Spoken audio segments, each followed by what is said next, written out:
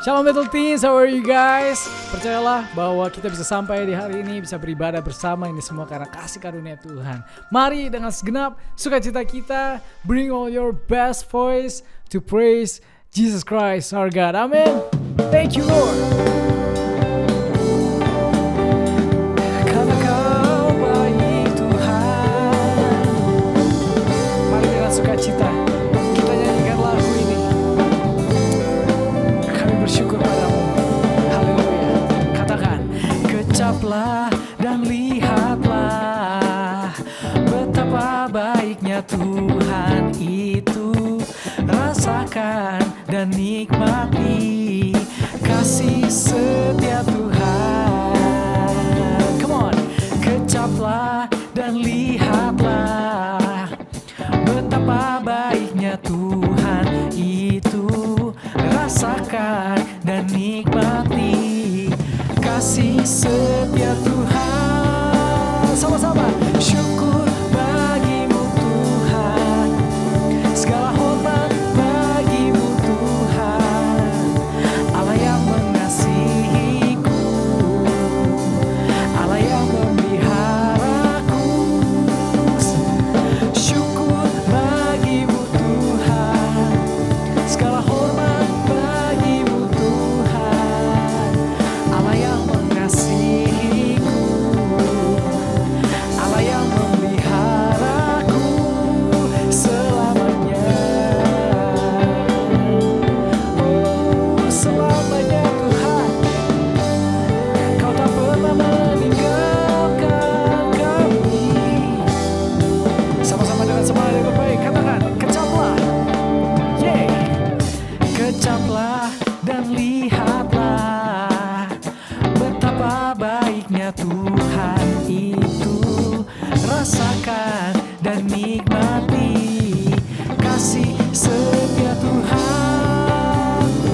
Syukur bagimu Tuhan, segala hormat bagimu Tuhan, Allah yang mengasihiku, Allah yang memeliharaku. Syukur bagimu Tuhan, segala hormat bagimu Tuhan, Allah yang mengasihiku, Allah yang memeliharaku selamanya. Percaya bahwa Dia Allah yang selamanya selalu beserta dengan kita, tak pernah Dia tinggalkan. Dan mari kita serahkan seluruh beban hidup kita kepadanya. Sama-sama, let's go. Syukur bagimu Tuhan, segala hormat bagimu Tuhan, Allah yang mengasihiku, Allah yang memeliharaku. Syukur bagimu Tuhan, dengan iman, segala hormat bagimu Tuhan, Allah yang mengasihiku, Allah yang memeliharaku. Syukur bagimu Tuhan, segala hormat bagimu Tuhan, Allah yang mengasihiku, Allah yang memeliharaku. Katakan selamanya, selamanya, selamanya, selamanya. Berikan sorak-sorak yang terbaik buat Tuhan kita, amin. Haleluya. Mari kita datang ke hadiratnya hari ini. Mari kita ingat kembali bahwa segala sesuatu yang kita bangun di dalam kasih Tuhan tidak akan pernah sia-sia. Thank you Jesus. I will build my life on you, Lord. We sing worthy. Worthy of every song we could ever sing. worthy of all the praise we could ever bring, worthy of every breath we could ever breathe. We live for you, we live for you. Jesus' name. Jesus, the name above every other name. Jesus, the only one who could ever save. Worthy, worthy of every breath we could ever breathe. We live for you. Oh, we live for you. Sing holy, holy. There is no one like you. There is none beside you. Open up my eyes in wonder and show me who you are, and fill me with your heart and lead me in your love to those around me.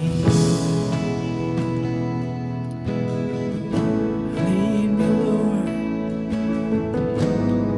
and you are worthy. Sing worthy, worthy of every song we could ever sing, worthy of all the praise we could ever give, worthy of every breath we could ever breathe. We live for you, we live for you, Jesus. Jesus, the name above every other name. Jesus, the only one who could ever save. Worthy of every breath we could ever breathe. We live for you. Oh, we live for you. Holy, holy, there is no one like you. There is none beside you.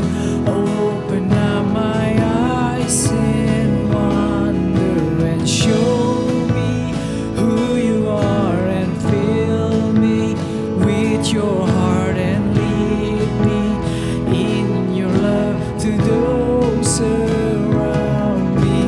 Holy, there is no one like you. There is none beside you. Open up my eyes in one. Show me who you are, and fill me with your heart and lead me in your love to those around me.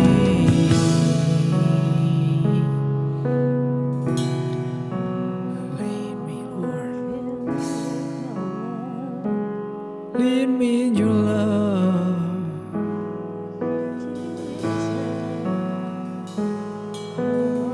Come on. Lead me, Lord, and I will build. And I will build my life upon your love. It is a firm foundation, and I will put my trust in you alone, and I will not be shaken. And I will build my life upon your love. It is a firm foundation, and I will put my trust in you alone, and I will not be shaken. We sing holy, holy, there is no one like you. There is none beside you. Open up my eyes in wonder and show me who you are, and fill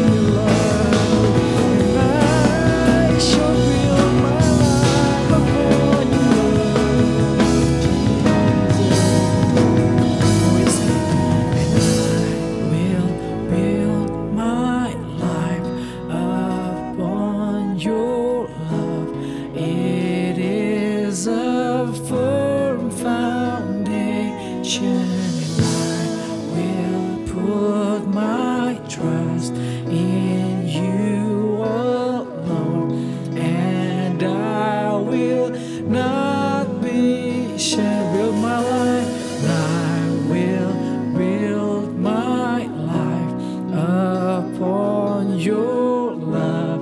It is a firm foundation, and I will put my trust in you alone, and I will not be shaken.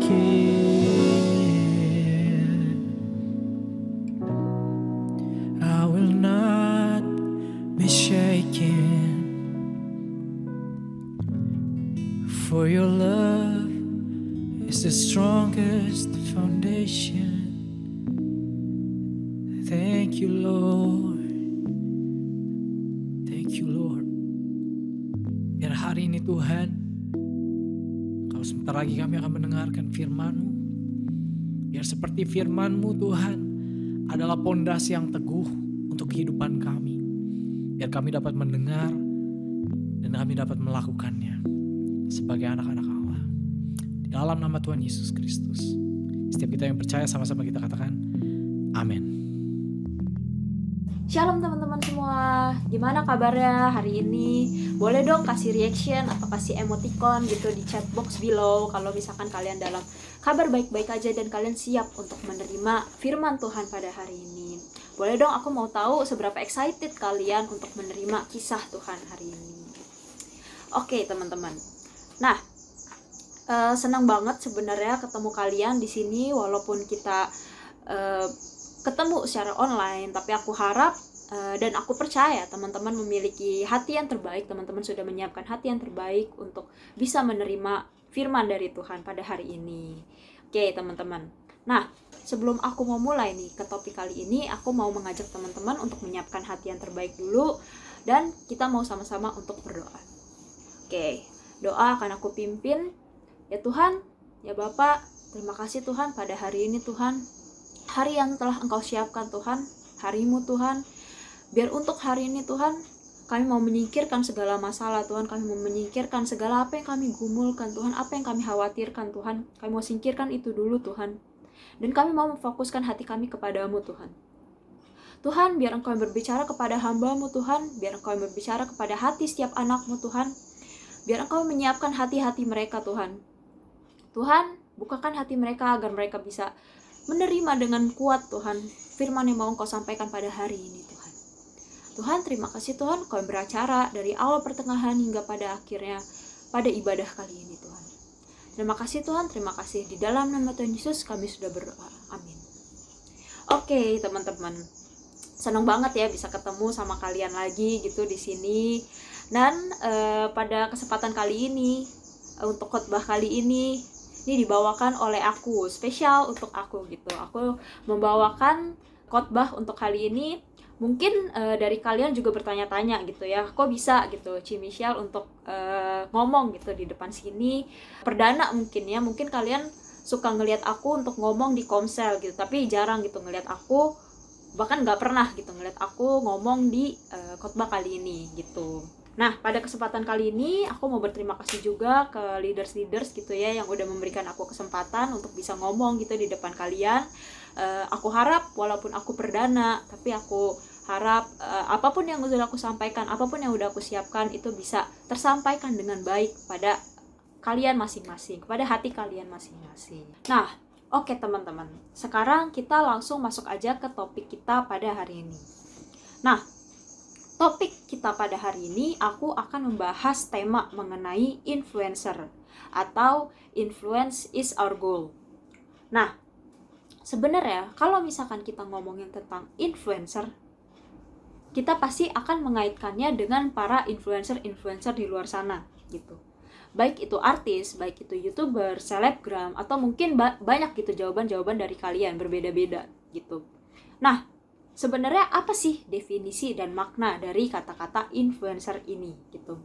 Nah, di sini aku akan membreakdown itu menjadi 2 definisi atau 2 makna. Yang pertama adalah influence. Dan yang kedua adalah influencer. Nah, sebenarnya influence, kalau misalnya aku teliti dari kamus bahasa Inggris, influence itu adalah pengaruh. Sedangkan influencer adalah pemberi pengaruh atau pembawa pengaruh gitu. Nah, di sini aku akan lebih memfokuskan kepada orangnya, yaitu si pembawa pengaruhnya. Nah, sebenarnya kalau misalkan kita ngomongin tentang influencer, tentang seorang influencer, apa sih yang ada di benak kalian? Apakah seorang influencer merupakan suatu profesi yang hebat buat kebanyakan manusia gitu? Dan kalau misalkan itu adalah profesi yang hebat, suatu profesi yang hebat, kapan sih seseorang dapat diklasifikasikan sebagai seorang influencer? Apakah saat dia memiliki followers yang banyak? Apakah saat dia memiliki likes yang banyak di YouTube? Atau gimana gitu? Mungkin jawaban kalian akan berbeda-beda. Nah, lalu pertanyaan selanjutnya, apakah terdapat keuntungan gitu buat kita, buat para influencer gitu? Apakah terdapat keuntungan apabila kita menjadi seorang influencer gitu? Kenapa sih harus ada seorang influencer di bumi ini gitu? Nah, sebelum masuk ke topik, aku mau tanya dulu nih sekali lagi sama kalian. Kalau misalkan kalian memang memiliki seseorang influencer gitu dalam kalian, dalam kehidupan kalian, aku mau tanya dong, siapa sih influencer favorit kalian? Siapa sih orang yang kalian kagumi sebagai influencer gitu? Kalau misalkan kalian mungkin tertarik gitu dengan beauty atau dengan fashion gitu, mungkin kalian akan memiliki seseorang influencer juga yang mungkin memang jago gitu di bidang fashion atau beauty blogger gitu misalkan.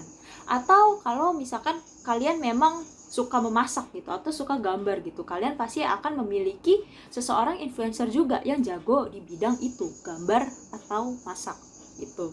Nah, dari sini sebenarnya siapa sih influencer itu dan kenapa kalian suka dengan influencer itu gitu.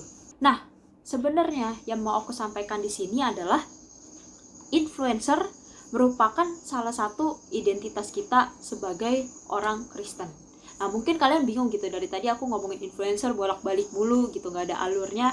Nah, sebenarnya ini intinya gitu loh. Ini yang mau aku sampaikan adalah influencer merupakan salah satu identitas kita sebagai orang Kristen. Nah, sebenarnya kalau misalnya kita zoom out gitu ya, kalau kita lihat di tema gereja besar kita tahun ini, tema besarnya adalah memberitakan penginjilan kepada orang lain atau kepada dunia.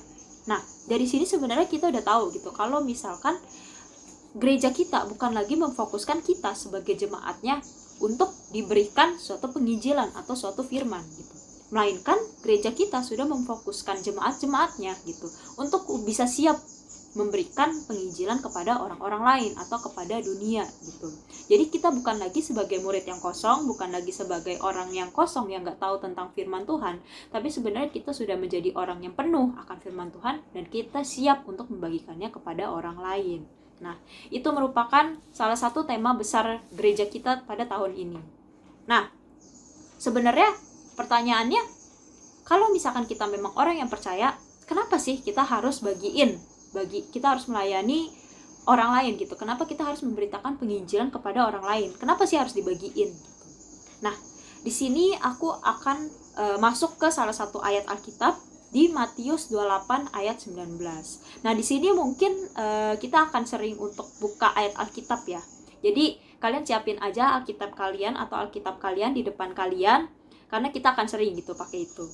Nah, di sini aku akan buka di Matius 28 ayat 19. Di sini dikatakan bahwa, karena itu pergilah, jadikanlah semua bangsa muridku, dan baptislah mereka dalam nama Bapa dan Anak dan Roh Kudus. Gitu. Nah, mungkin ayat Alkitab ini udah sering kali kita dengar gitu loh. Mungkin bagi kalian yang sekolah minggu di Sky gitu ya, udah sering dengar ayat Alkitab ini. Dari kita sekolah minggu, dari kita masih Sky gitu, sampai kita menginjakkan kaki di BTKG ini, kita sering kali dengar ayat ini. Nah, tapi sebenarnya sadly gitu, masih banyak dari kita yang gak memahami definisi dan makna dari ayat ini gitu. Padahal di sini udah terpampang dengan jelas gitu. Karena itu pergilah, jadikanlah semua bangsa muridku. Jadikanlah semua bangsa muridku gitu. Yang artinya tujuan utama kita sebagai manusia, yaitu tujuan utama kita dan identitas sejati kita sebagai manusia adalah untuk menggenapi seluruh umat-umat dunia, yaitu orang-orang di dunia, untuk mengerti maksud dari Tuhan gitu, untuk mengerti firman dari Tuhan gitu. Nah, mungkin banyak gitu ya alasan-alasan kenapa sih kita suka terkecoh dan kita suka bingung gitu dengan jati diri kita yang udah disebutin tadi, yaitu jadikan semua bangsa muridku gitu. Itu kan merupakan salah satu identitas kita, itu merupakan salah satu tujuan kita. Tapi banyak dari kita yang masih terkecoh, masih banyak dari kita yang gak memahami dengan betul makna dari ayat ini gitu. Nah, mungkin banyak alasannya, banyak faktor-faktor eksternal yang mempengaruhi itu. Mungkin bisa jadi dari pengaruh-pengaruh duniawi, atau mungkin dari bisikan-bisikan yang bukan dari Tuhan adanya gitu loh. Nah, balik lagi ke poin influencer atau pemberi pengaruh atau pembawa pengaruh gitu. Sekali lagi pertanyaannya, apakah penting buat orang Kristen untuk menjadi influencer bagi orang-orang sekitarnya? Yang mau aku highlight dan yang mau aku bold di sini, jawabannya adalah iya. Ya, orang Kristen itu penting untuk menjadi influencer bagi orang-orang sekitarnya. Nah, itu terlepas dari identitas kita aja, teman-teman. Jadi, kalau yang tadi aku udah sebutin, identitas kita adalah menjadi influencer. Nah, di sini kita harus memiliki point of view yang lebih lagi gitu. Kita harus memiliki vision yang lebih lagi gitu. Jadi menjadi influencer itu bukan cuma sebagai identitas kita doang gitu, tapi kita memang kalau sebagai orang yang percaya, kita harus punya vision yang lebih luas gitu, dimana aku menjadi influencer karena aku melihat kondisi dunia ini gitu, dimana di dunia ini semakin hari semakin jahat gitu. Orang yang gak percaya semakin gak percaya gitu. Dan orang yang percaya imannya mulai goyah gitu. Semakin hari ya, kalau misalnya kita bisa lihat, semakin hari semakin jahat gitu. Nah, di sini yang mau aku sampaikan adalah kata-kata influencer dengan kata-kata pelayanan itu saling terkait gitu. Itu memiliki definisi yang mungkin mirip gitu. Tapi banyak sebenarnya dari kita orang-orang percaya yang berasumsi bahwa pelayanan itu adalah suatu kewajiban yang aku pegang gitu sebagai orang Kristen gitu. Aku melayani karena itu memang suatu keteguhan aku yang harus aku pegang, yang harus aku fulfill gitu sebelum aku meninggalkan dunia ini gitu. Mungkin banyak dari kita orang-orang percaya yang berasumsi seperti itu gitu. Aku nggak bilang itu salah dan aku juga nggak bilang itu benar. Memang benar identitas kita sebagai influencer gitu, tapi kita harus memiliki point of view yang lebih jauh lagi gitu. Jadi yang mau aku highlight di sini adalah menjadi seorang influencer itu bukan cuma suatu kewajiban yang harus kita pegang gitu. Tapi kalau misalnya kayak gitu, buat apa dong? Pertanyaannya, buat apa kita jadi influencer gitu? Kenapa harus kita bagiin gitu ke orang-orang lain? Nah, sebelum masuk ke poin itu, aku pengen balik dulu nih ke tujuan kita hidup di dunia ini gitu. Nah, pertanyaannya, kenapa sih kita seorang manusia gitu? Semua manusia, segenap manusia bisa tinggal di dunia ini, bisa tinggal di bumi ini. Nah, apakah itu udah menjadi kodrat seorang manusia untuk tinggal di bumi dan memeliharakan bumi ini? Apakah itu udah menjadi kodrat gitu? Itu udah menjadi tanggung jawab kita atau gimana gitu? Kalau misalkan kita balik lagi gitu ke zaman dulu gitu ya, kita tinggal atau hidup di bumi ini karena manusia pertama yang diciptakan Tuhan itu, atau yang diciptakan Allah itu berdosa, yaitu Adam gitu. So, Adam berdosa, maka Tuhan hukum supaya keturunan Adam dan keturunan-keturunan lainnya itu untuk merasakan kesulitan tinggal di dunia, yaitu dimana kehidupan manusia semakin sulit di dunia ini, yaitu sulitnya untuk mencari nafkah, sulitnya untuk mencari makan dan lain-lain gitu. Nah, secara umum dan logika teman-teman, secara umum manusia itu udah gak memiliki harapan untuk tinggal di surga lagi bersama Tuhan atau Allah. Awal kali penciptaan Adam udah berdosa, maka kita juga berdosa gitu. Secara umum dan logika, kita udah gak ada hak untuk tinggal di surga lagi. Nah, tapi sebenarnya yang mau aku highlight di sini adalah Tuhan mau loh turun ke bumi, turun ke dunia dan mengambil rupa seorang hamba gitu, menjadi sama dengan kita untuk menebus dosa-dosa manusia gitu. Dia siap untuk mengorbankan dirinya dan menebus semua dosa-dosa kita gitu. Tuhan mau rela untuk turun lagi ke dunia dan membuat jembatan kasih gitu antara kita manusia berdosa dengan Allah atau Tuhan. Nah, di mana harusnya jembatan kasih itu udah runtuh sejak penciptaan Adam di dunia ini, sejak Adam menginjakkan kaki di dunia ini gitu. Sebenarnya jembatan kasih itu udah runtuh gitu, tapi Tuhan mau datang ke dunia ini dan mengambil rupa seorang hamba supaya kita bisa masuk lagi, supaya kita mendapatkan paspor lagi gitu untuk bisa menghuni Taman Eden atau surga lagi. Nah, coba kita renungkan gitu ya. Ketika kita tahu tujuan Tuhan datang ke dunia itu apa, ketika kita tahu vision Tuhan untuk datang ke dunia ini adalah untuk mengorbankan dirinya dan menebus seluruh dosa manusia, maka vision kita akan berubah gitu.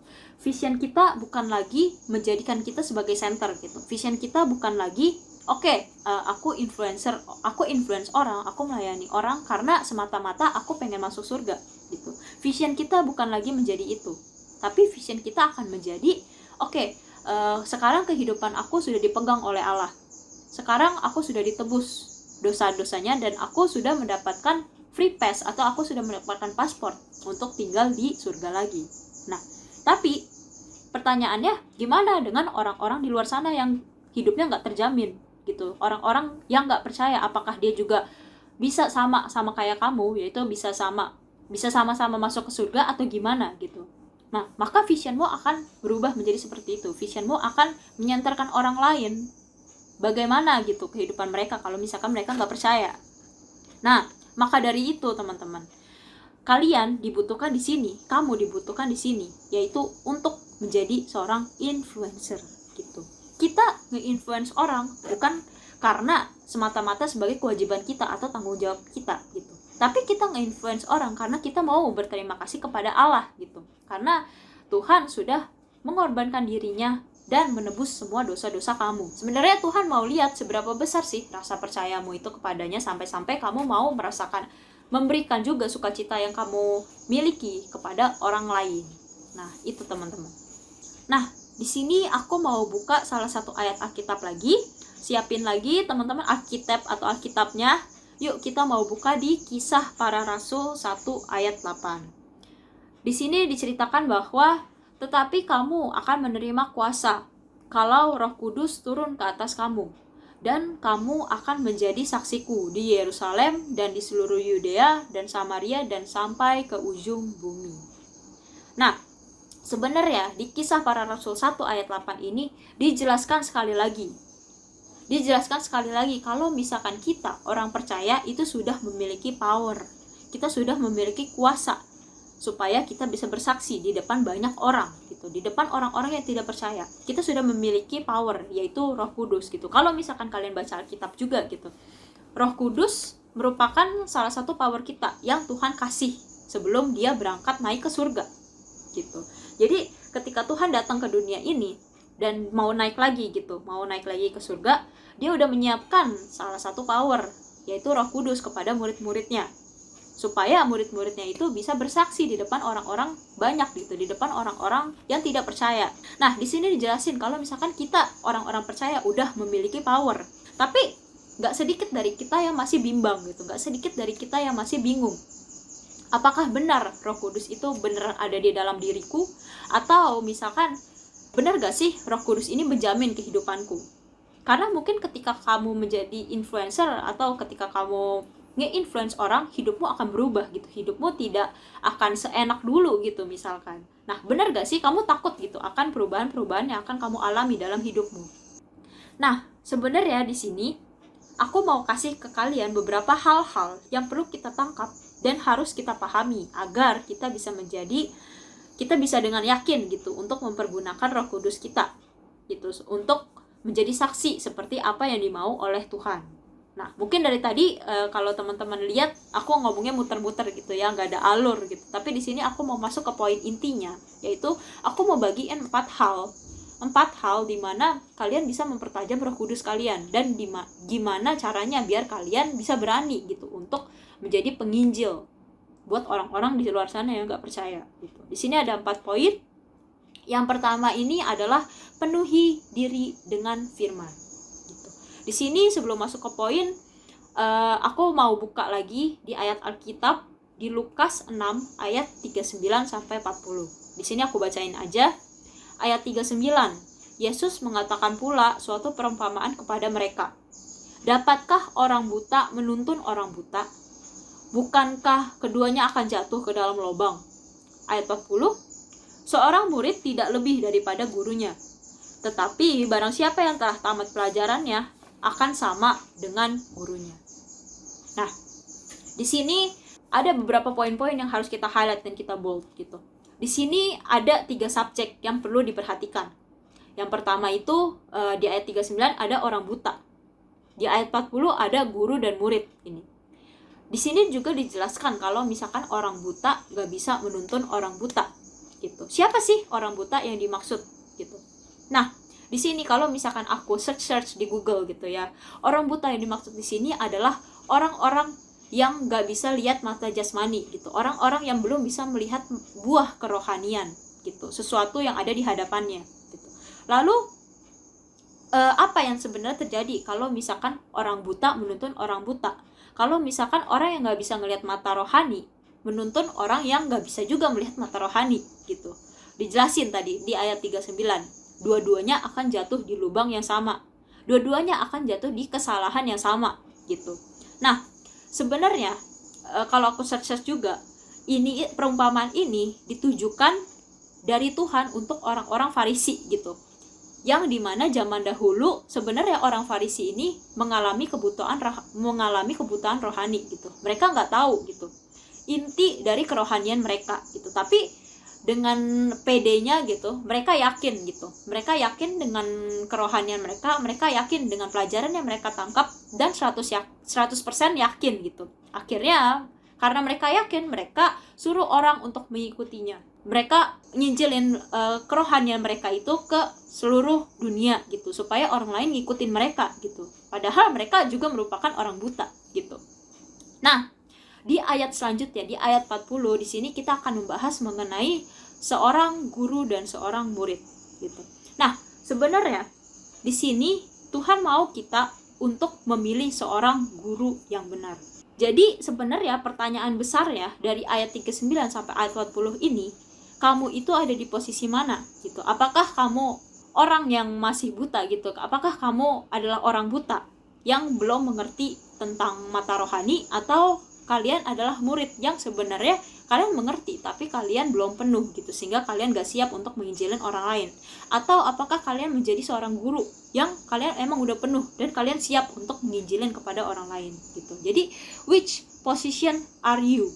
Nah, sebenarnya yang mau disampaikan dalam ayat ini adalah intinya kalau misalkan kamu tidak menuhin diri kamu dengan firman-firman yang kamu baca di Alkitab, maka kamu sama saja dengan orang-orang buta gitu. Kamu sama saja dengan orang buta yang menuntun orang buta gitu.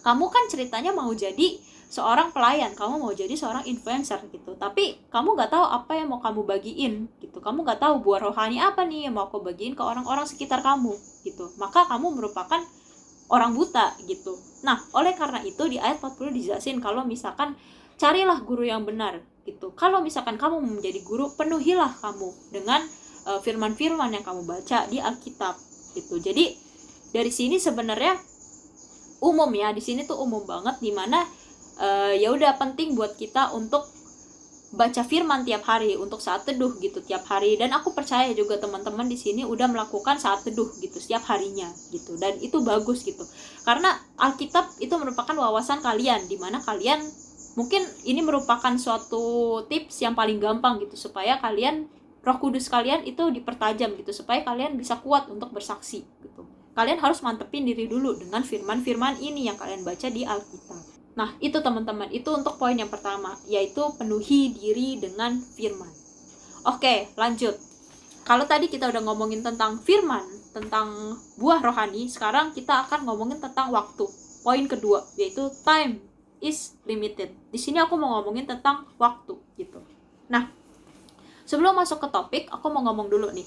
Kalian merasa gak sih kalau misalkan waktu semakin hari itu semakin cepat gitu?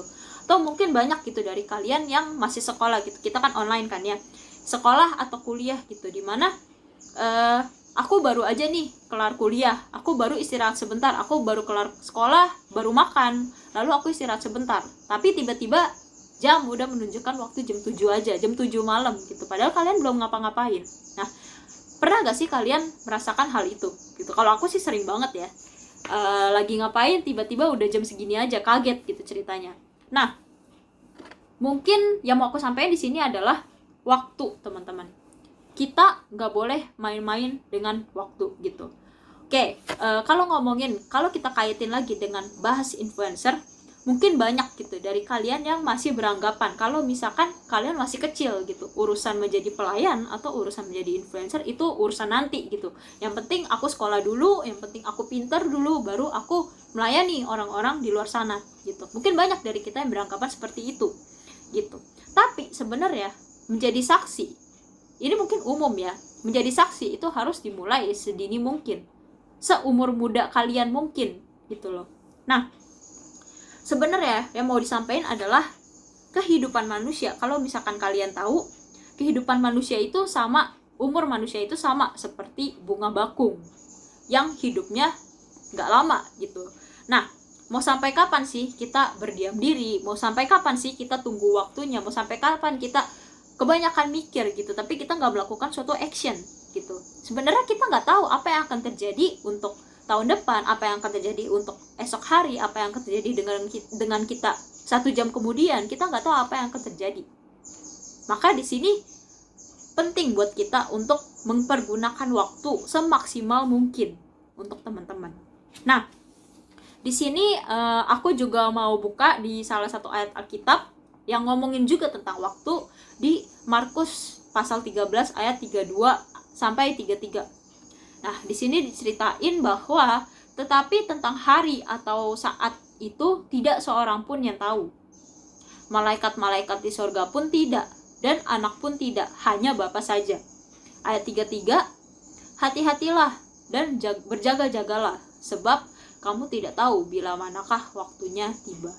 Nah, dari sini sebenarnya udah dijelasin banget gitu ya. Di sini udah jelas banget kalau misalkan masing-masing dari kita itu nggak ada yang tahu akan kesempatan di hari esok, akan apa yang akan terjadi di hari esok. Kita nggak ada yang tahu, bahkan malaikat pun tidak gitu. Jadi penting buat kita untuk benar-benar ngeakomodasiin waktu yang kita milikin. Penting buat kita untuk mengetahui time management gitu. Time management teman-teman berguna di sini gitu. Oke, itu ngomongin soal waktu di poin 2. Nah, sekarang aku akan lanjut di poin 3, yaitu take every opportunities gitu. Di sini aku akan bahas mengenai kesempatan, opportunities, kesempatan. Nah, sebenarnya poin ini itu akan sangat berhubungan dengan poin 2 gitu. Dimana waktu yang tadi kita omongin di poin 2 itu akan membuka jalan buat kita untuk mengambil setiap kesempatan-kesempatan dalam hidup kalian gitu. Sebelum masuk ke poin, aku akan buka dulu dengan suatu perumpamaan yang aku lihat di Google. Ada suatu perumpamaan kayak gini. Ada karyawan A, anggaplah namanya Budi gitu. Karyawan Budi bekerja di perusahaan A.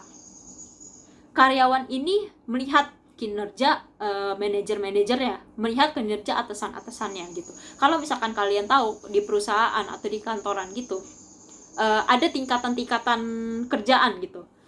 Yang pertama, yang paling bawah itu adalah karyawan atau staff, terus yang di atasnya adalah manajer, dan yang di atasnya lagi adalah bos gitu. Jadi si karyawan ini, ceritanya si Budi itu lagi ngelamar kerja di perusahaan A gitu. Lalu ceritanya si Budi ini baru di hire gitu. Dia ngelihat nih kinerja atasannya, yaitu si manajer ya. Dia ngelihat kinerja manajernya, dia bilang, manajer ini kok kerjanya nggak bener gitu. Selalu telat, selalu suruh-suruh bawahannya untuk ngerjain pekerjaan A, B, C, D gitu. Lalu si karyawan Budi ini berpikir, kalau misalkan aku yang jadi manajer, aku nggak akan mungkin melakukan itu gitu. Terus karyawan tersebut mulai gitu, karena dia berpikiran aku bisa melakukan hal yang lebih baik daripada manajer tersebut, dia tuh mulai melakukan pekerjaan-pekerjaan dia secara nggak maksimal gitu. Pokoknya dia melihat gitu, manajer aja kerjanya nggak bener, maka aku juga kerjanya nggak akan bener gitu. Jadi dia kerjainnya nggak maksimal gitu. Lalu tiba waktunya dimana si karyawan Budi ini naik pangkat dan menjadi seorang manajer gitu. Mungkin aku nggak tahu nih ini apa yang jadi, mungkin manajernya dipecat atau gimana gitu. Nah, ketika dia menjadi manajer, ketika si Budi menjadi manajer, dia menggerutu lagi dan dia bilang, si bos kerjanya nggak benar gitu. Dia komentar lagi nih dengan pangkat yang di atas ya gitu. Dia bilang, si bos kerjanya nggak benar gitu. Revisi lama, marah-marah terus gitu. Kalau misalkan aku yang menjadi bos, aku nggak akan mungkin melakukan itu. Nah, kayak gitu teman-teman. Dan sebenarnya kata-kata si Budi ini, kata-kata karyawan si Budi ini terus berulang terus sampai akhirnya dia dipecat sama pemilik perusahaan A gitu. Nah, sebenarnya yang mau aku sampaikan di sini adalah ini sama dengan kehidupan kita gitu. Dimana manusia cenderung selalu berkomentar dengan apa yang dilihatnya dan bukan dengan apa yang sedang dijalaninya kayak gitu. Jadi manusia itu cenderung banyak wishlist. Kita sebagai manusia itu cenderung banyak wishlist, tapi nggak ada satupun yang dijalanin untuk memajukan wishlist tersebut gitu. Semua kata-kata manusia itu selalu dimulai dengan kata andai dan diakhiri dengan kata-kata penyesalan gitu. Ya coba aja dulu aku begini, ya coba aja dulu aku melakukan A ketika aku menjadi karyawan gitu. Nah, selalu berakhir dengan kata-kata itu. Nah, sebenarnya mau aku sampaikan di sini adalah kita seringkali melewatkan kesempatan-kesempatan yang ada untuk kita bertumbuh gitu. Jadi kita cenderung untuk melewati kesempatan-kesempatan tersebut yang harus kita jalani dengan semaksimal mungkin, tapi kita cenderung untuk melewati kesempatan tersebut dan malah memfokuskan sama kesempatan-kesempatan yang harusnya nggak usah kita pikirin gitu loh. Jadi misalkan nih, ketika kita kaitin dengan masalah-masalah sekarang gitu, dengan masalah-masalah kalian gitu, dimana misalkan kamu menggerutu gitu, dimana kok aku ditempatin di sekolah A yang mungkin kamu dibully gitu, misalkan kamu dibully di sini, atau pelajarannya susah, aku nggak bisa ngikutin nih, pelajaran di sini susah banget, di sekolah A susah banget. Mungkin kalian berpikir gitu, atau mungkin misalkan kalian mendapati suatu masalah di mana kalian bingung nih solve-nya gimana kalian nggak tahu solusinya apa gitu. Nah, sebenarnya yang mau Tuhan sampaikan adalah lihatlah itu sebagai suatu kesempatan gitu. Kamu ditempatkan di sekolah A, kamu harus melihat itu sebagai suatu kesempatan. Kamu memiliki masalah B, maka kamu harus melihat itu sebagai suatu kesempatan gitu. Semua hal nggak ada yang terjadi secara kebetulan gitu. Semua pasti ada maksudnya. Tuhan menempatkan kamu di sekolah A karena Tuhan mau kasih tahu kamu sesuatu gitu. Ada sesuatu hal yang harus kamu pelajarin dari sekolah itu kayak gitu. Mungkin ketika kamu dibully, Tuhan bisikan kepada kamu gitu. Tuhan kasih tahu kepada kamu kalau misalkan oke, kamu harus jadi terang dan garam di situ. Kamu harus mengubah teman-temanmu yang membuli kamu. Nah, bisa aja kayak gitu kan. Atau kalau misalkan kamu mendapatkan masalah B, oke, aku kasih masalah ini supaya kamu belajar gitu, supaya kamu belajar cara manage waktu, supaya kamu belajar gimana caranya melakukan pekerjaan semaksimal mungkin. Nah, mungkin itu yang mau Tuhan sampaikan kepada masing-masing dari kita gitu loh. Tapi cenderung dari kita melihat itu sebagai sebuah proses gitu, sebuah proses yang berat gitu, dimana kita tuh fokus sama prosesnya doang dan bukan sama hasilnya gitu. Kalau misalkan kita fokus sama prosesnya, yang ada kita malah lelah gitu, yang ada kita malah burn out gitu. Kita malah kayak iya, sekolah ini susah banget, sekolah A susah banget gitu, aku nggak bisa jalan sekolah ini. Nah, karena itu teman-teman, tapi kalau misalkan kamu melihat itu sebagai suatu kesempatan, suatu tujuan, suatu proses akhir gitu, maka kamu akan melakukannya dengan semaksimal mungkin gitu. Nah, yang mau aku sampaikan di sini, kalau misalkan kita kaitin dengan influencer lagi gitu, alangkah baiknya teman-teman, alangkah baiknya masing-masing dari kita itu mencari tahu soal masalah tersebut gitu, soal kesempatan ini, dan tanya kepada Tuhan gitu. Misalkan kalau misalkan kamu ditempatin di sekolah A, ya udah, lebih baik kamu, alangkah baik ya kamu tanya sama Tuhan. Tuhan, kenapa aku ditempatin di sekolah A? Di sekolah yang cenderung susah, atau di sekolah yang kenapa akunya dibully gitu. Nah, ketika kamu mengetahui tujuan kamu ditempatkan di tempat itu, ditempatkan di masalah itu, maka kamu akan bersungguh-sungguh gitu. Ketika kamu udah tahu tujuannya, ketika Tuhan udah kasih tahu kamu, oke, tujuan kamu di sekolah A adalah untuk melakukan A atau B gitu. Ketika kita tahu, maka kita akan menjadi bersungguh-sungguh gitu. Kita akan menjadi bersungguh-sungguh untuk melakukan semua kesempatan-kesempatan itu dengan baik gitu. Kita akan melakukan semua hal semaksimal mungkin, semaksimal kita gitu. Nah, balik lagi ke poin awal gitu, ke poin menjadi influencer gitu. Kita punya Roh Kudus, kita punya power, yaitu Roh Kudus gitu. Semakin kita nggak menggunakan kekuatan Roh Kudus kita, maka Roh Kudus juga akan luput daripada kamu gitu. Jadi semakin kita nggak menggunakan kesempatan-kesempatan kita, semakin kita nggak menggunakan Roh Kudus dalam setiap kesempatan kita di setiap jalan hidupmu, maka Roh Kudus juga akan luput daripada kamu gitu. Kan ceritanya Roh Kudus ini alat yang harus kamu pertajam setiap hari kayak gitu. Jadi kalau misalkan kamu nggak pakai gitu, maka Roh Kudus juga akan luput daripada kamu gitu. Buat apa Roh Kudus di sini kalau misalkan kamunya nggak bertumbuh gitu. Nah, itu untuk poin yang ketiga. Lalu lanjut ke poin terakhir. Poin terakhir ini aku ngomongin tentang komunitas. Gitu. Mungkin poin ini akan sangat berhubungan gitu dengan poin minggu lalu yang dibawakan oleh Cian Selin gitu. Dimana sebenarnya kita disuguhkan kalau misalkan komunitas itu merupakan suatu elemen penting yang wajib kita miliki itu sebagai wadah kita untuk bertumbuh gitu. Nah, mungkin ini juga poin simpel ya, poin paling simpel menurut aku gitu. Dimana ya itu udah kodrat sebuah manusia lah, dimana manusia diciptakan ya untuk bersosialisasi gitu. Kita bisa lihat gitu dari manusia pertama yaitu Adam, dimana Adam nggak bisa hidup sendiri gitu. Maka Tuhan kasihan, maka Tuhan menciptakan Hawa untuk Adam gitu. Manusia dari awal, kodrat manusia dari awal itu adalah untuk bersosialisasi kayak gitu. Nah, sebenarnya kalau misalkan kita kaitin juga ke dunia modern sekarang, ke zaman modern sekarang, influencer di luar sana atau artis-artis di luar sana gitu yang punya agensi besar atau yang emang gajinya udah banyak gitu. Nah, kenapa sih mereka bisa jadi seseorang artis yang besar gitu, seorang agensi yang besar, kenapa sih mereka bisa jadi orang-orang yang gede gitu? Nah, jawabannya cuma satu, karena mereka bergerak dalam sebuah komunitas gitu. Misalkan contohnya gitu ya, kita ambil salah satu contoh yaitu Cinta Laura gitu misalkan. Nah, mungkin kalau misalnya kita lihat Cinta Laura bergerak sendiri, dia seorang diri ini, dia artis gitu, dia solo mainnya. Tapi ternyata kalau misalkan kita lihat di kehidupannya, dia memiliki orang tua yang support untuk karirnya, dan dia memiliki manajer gitu yang bantu dia ngurusin segala semua masalah gitu. Nah, sebenarnya apa yang kita lihat yaitu Cinta Laura, dia nggak berjalan sendiri, dia punya komunitas yang membantu dia untuk bertumbuh gitu teman-teman.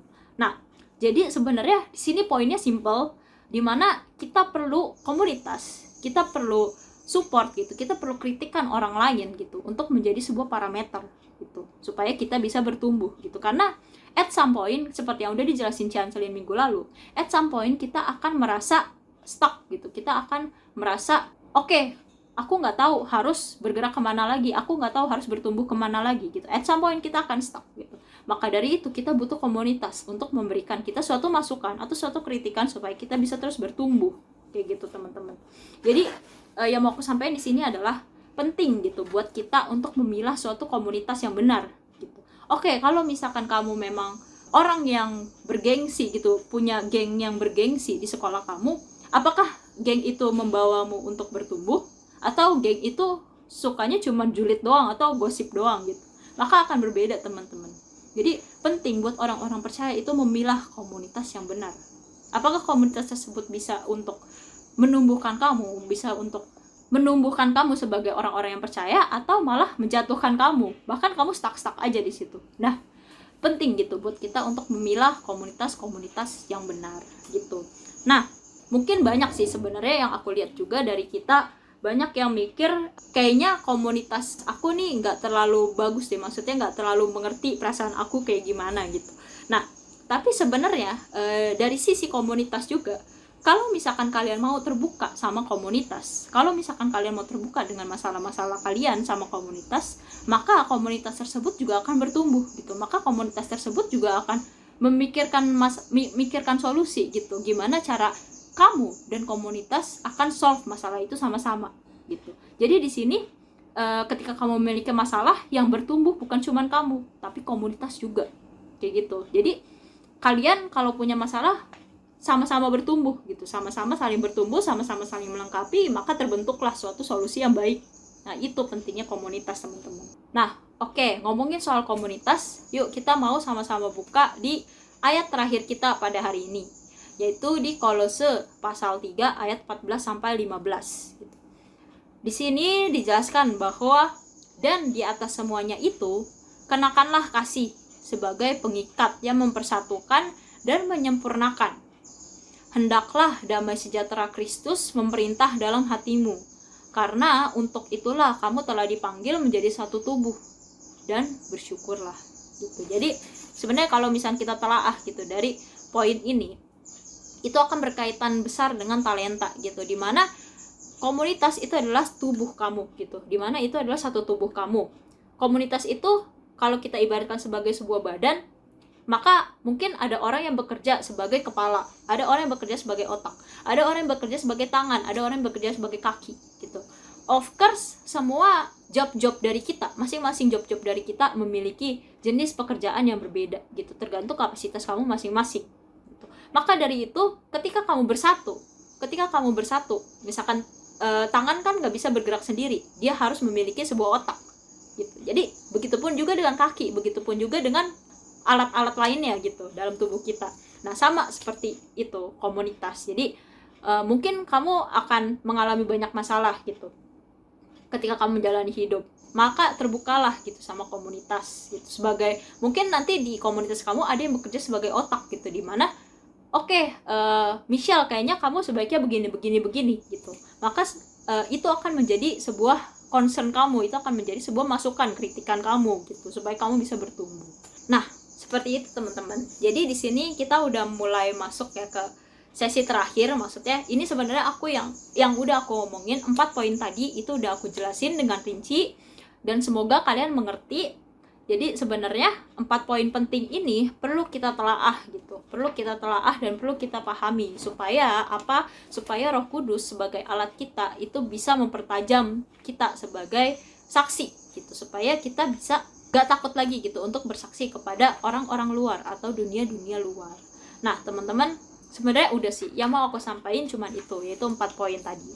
Yang pertama itu tadi ada penuhi diri dengan iman, yang kedua ada time is limited, dan yang ketiga adalah take every opportunities, dan yang keempat adalah komunitas gitu. Jadi sebenarnya mau aku sampaikan cuman itu. Semoga apapun yang udah aku sampaikan itu bisa kalian ngerti gitu. Semoga kata-kata yang udah aku sampaikan juga udah aku siapkan gitu dengan kata-kata yang termudah gitu, supaya kalian bisa mengerti dan bisa kalian remakan dalam kehidupan kalian. Oke teman-teman, yuk kita mau akhiri hari ini dengan doa. Oke. Ya Tuhan, terima kasih Tuhan untuk hari ini Tuhan, Kau telah berbicara dari hamba-Mu ini Tuhan, Michelle Tuhan.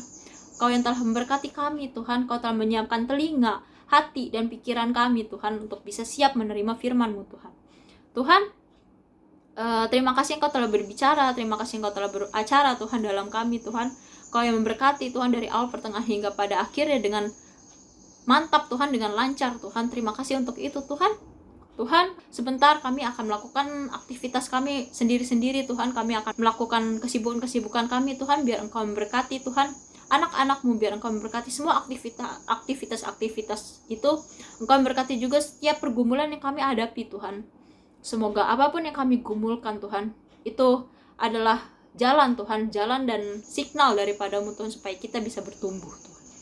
Tuhan, terima kasih Tuhan, Kau telah memberkati kami. Jadikanlah kami menjadi seorang influencer yang kuat, seorang pembawa dampak yang kuat Tuhan untuk orang-orang sekitar kami Tuhan. Terima kasih Tuhan, terima kasih. Di dalam nama Tuhan Yesus kami sudah berdoa. Amin.